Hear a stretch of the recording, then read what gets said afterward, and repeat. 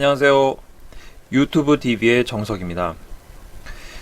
이번 시간에는 제 경험에 비추어서 이 임대 아파트 사시는 이 젊은 분들에게 제가 꼭 좀 드리고 싶은 조언이 있어서 이 영상을 찍게 됐습니다. 여러분, 임대 아파트 사시는 거 정말 좋죠. 임대료도 정말 싸고요. 이 서울 같은 경우에는 SH공사에서 국민임대주택도 마련하고 있고, 또 시프트라고 해서 장기 전세 주택도 마련하고 있습니다. 이거 보면은 주위 시세보다 훨씬 싸게 장기간 거주할 수 있게 되어 있습니다. 그 주위 시세는 갈수록 오르는데 이 임대주택 보증금이나 이런 임대료는 그렇게 많이 못 올리게 되어 있어요. 그래서 나중에 가면은 이게 뭐 반값도 안 되고 뭐 이런 경우가 있습니다. 정말 싼 값에 거주할 수 있는 좋은 그런 임대 아파트가 공급이 되고 있죠. 하지만 임대 아파트 사시는 분들, 이런 좋은 맛을 들리면 안 됩니다. 재테크적인 관점으로 봤을 때 이 임대 아파트에 사시면은 남들보다 뒤처질 수밖에 없습니다. 이제 왜 그런지 잠깐 한번 생각을 해보기로 하죠. 물론 여기엔 예외 사항이 있습니다. 뭐 장애가 있으시거나 아니면 연로하셔서 생업에 종사하기 어려우신 분들, 이런 분들은 임대 아파트에 사시는 것이 아주 좋은 선택이 될 수 있죠. 또 그리고 뭐 젊은 분이라고 하더라도 나는 뭐 평생 임대 아파트 산다고 하더라도 나는 만족한다, 나는 잘 살 수 있다, 이렇게 생각하시는 분들에게는 뭐 별로 제가 드릴 말씀은 없겠습니다만은, 그러나 그런 분들이 아니라면은 왜 임대 아파트에 살면 남들보다 뒤처질 수밖에 없는지 한번 잠깐 생각해 보시죠. 사실 부끄럽지만 이건 제 이야기이기도 합니다. 자, 임대 아파트에 계속 거주하려면 뭐가 필요하죠? 네, 소득이 일정 수준 이하여야 돼요. 자, 그러면 만약에 내가 이제 부모님 집에 살고 있습니다. 임대 아파트인데, 아니면 뭐 부모님한테 뭐 일찍 독립해가지고 임대 아파트에 살고 있습니다. 이러면은 내 소득이 정말 낮은 수준이거나 아니면은 내 주민등록을 다른 집으로 해놓고 부모님 집에 사는 경우, 이런 경우가 있을 수 있을 겁니다. 그런데 이런 경우에는, 이렇게 임대 아파트에 사는 경우에는 임대 아파트에 산다는 게 좋다는 걸 알기 때문에, 미리 부모님 세대 때부터 그걸 알고 있었기 때문에 내 이름으로 이제 주택 청약저축을 해놓은 경우가 많아요. 그래서 청약저축 통장을 일찍 만들어서 청약저축을 많이 부어놨죠. 그러면 이 청약통장을 쓰긴 써야 되는데, 사실 이 청약통장 가지고 집 살 돈까지는 안 되거든요. 임대아파트 신청하는 그 용도는 아주 좋습니다. 근데 이제 집 살 돈까지는 이제 아직 안 되는 거죠. 직장에 다닌 지 얼마 안 됐다면. 그러니 이런 상태에서는 자연히 싼 임대료로 메리트가 있는 그런 임대 아파트에 많은 관심을 두게 됩니다. 근데 나이도 젊고, 또 무주택 기간도 짧고, 또 소득 기준도 그 임대 아파트의 소득 기준에 맞을지도 모르겠고, 이런 상황인데 임대 아파트에 당첨되기가 쉽겠습니까?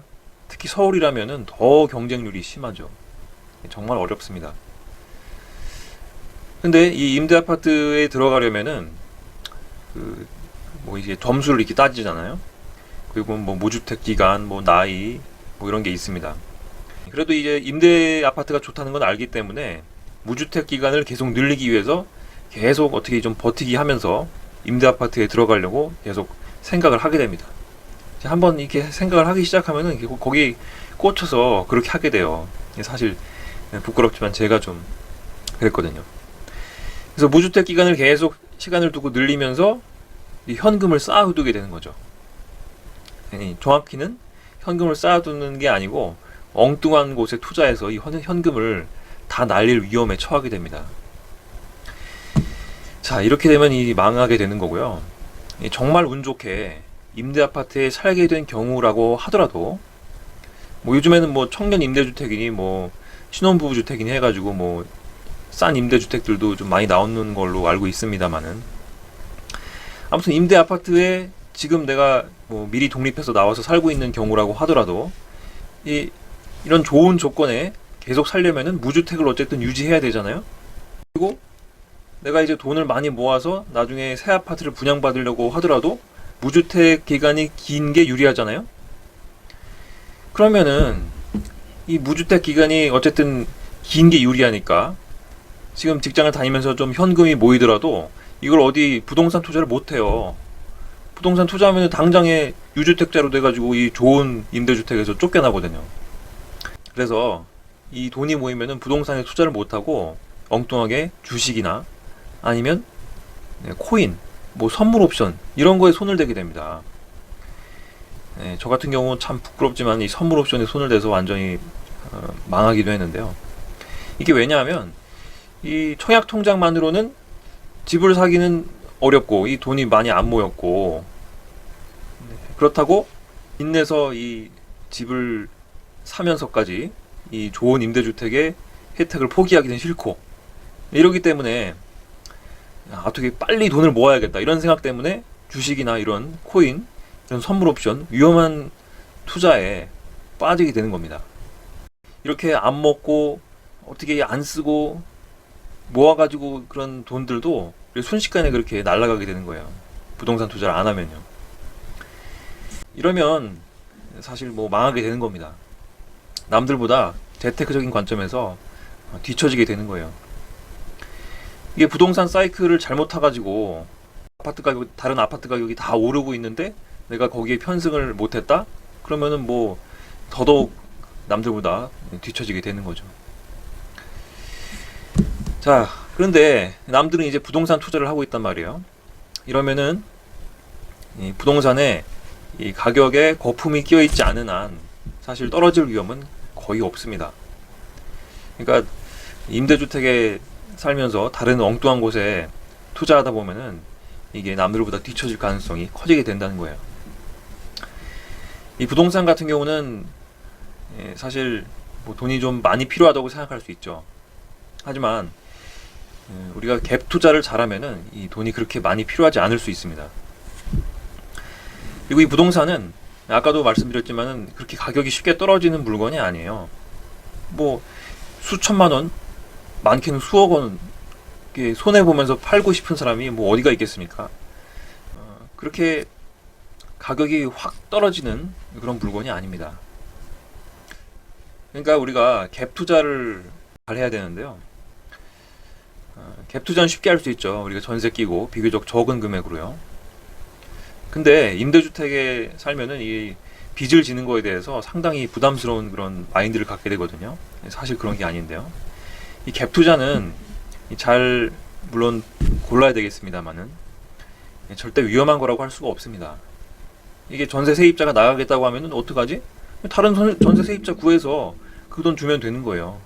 뭐 위험한 게 아닙니다. 자, 그리고 나중에 내가 또 결혼을 해야 되는데 이 결혼 자금은 어떻게 하지? 그 갭 투자를 해가지고 그 돈이 묶여 있으면 이 결혼 자금은 어디서 가져오지? 이런 생각을 하실 수 있어요. 하지만 결혼해서 그 집에 들어가서 살면 되는 거 아니겠습니까? 그 전세금만큼 대출 받으면서요. 네. 같이 벌면 되는데 뭐가 그렇게 큰 문제겠습니까?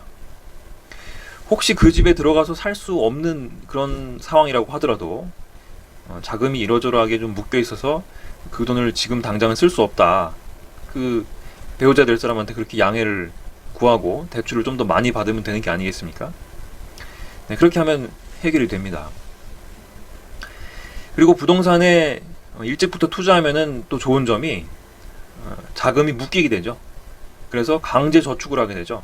지금 당장 수중에 돈이 별로 없으니까 돈이 별로 없는 것처럼 느껴서 더 열심히 저축하게 됩니다.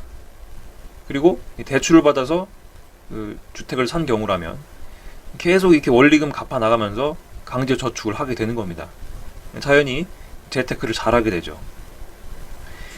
이렇게 안 하고 주식 투자하고 나중에 뭐 코인 투자하고 이렇게 망해가지고 결혼 못하게 되실 수도 있습니다. 오히려 그렇죠?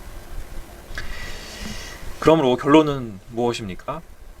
임대주택 사시는 분들, 지금 그 임대 아파트의 그 달콤한 그런 조건에 젖어서 부동산 투자를 게을리하시면 안 됩니다.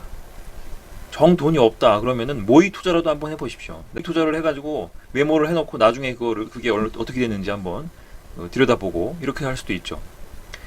이렇게 하면은 부동산 투자의 마인드가 길러지게 됩니다. 그럼 어떻게 성공적으로 갭 투자를 할 수 있겠습니까? 더군다나 지금은 집값이 이렇게 많이 올라 있는 상황인데요. 그러나 다른 영상들 보시고 또 제 영상도 보시면 아시겠지만 지금 잘 찾아보면 투자할 때는 얼마든지 찾을 수 있습니다. 자, 그럼 임대 아파트 살고 계시는 분들은 뭐 지금 당장 아웃이라 뭐 그런 얘기는 아니고요. 임대 아파트 살고 계신 분들은 지금 살고 계신 혜택을 최대한 누리시면서 이 부동산 투자의 마인드는 결코 잊지 마시라, 이런 말씀을 드리고 싶습니다. 제 영상에 도움이 되셨다면 구독, 좋아요 꼭 부탁을 드리겠고요. 임대 아파트 사시는 이 젊은 분들에게 제 경험에 비추어서 꼭 드리고 싶은 말씀을 드려봤습니다. 이상 이번 시간은 마치도록 하겠습니다. 감사합니다.